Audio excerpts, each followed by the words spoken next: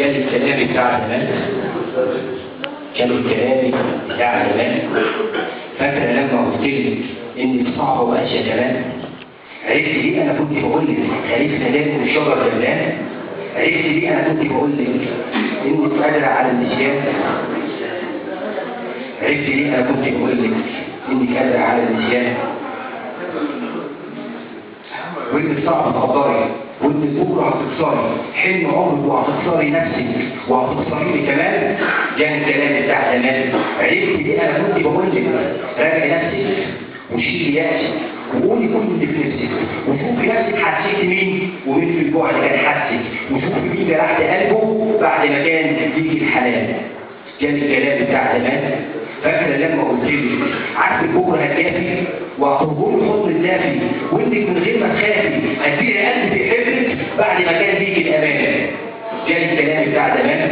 فاكره لما قلت لك الوقت الاسوء قطعتيه والحب في قلبك موتيه وجواز انا هعيش عليك ستريه وانك اخره اولي لكن مش هتكملي وعارفه بكره هتستعجلي وهتكسري الحلم اللي بينا وهتبعدي قبل الاوان.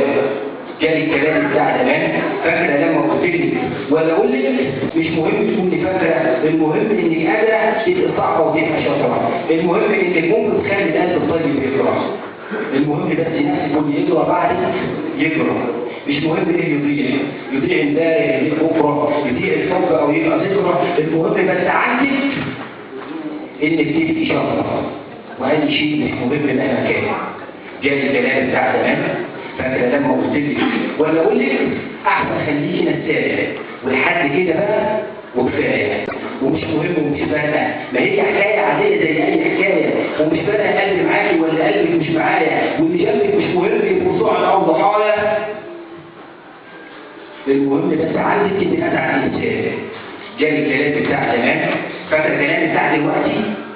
فاكره كلامي بتاع دلوقتي؟ يلي بجد عرفتي تعرفيني ان انت قدرتي تاخدوا عمري وصفر شمسي وتحسسيني بألم ويأسي وتخليني اتوه عن نفسي وتضيع مني العنوان.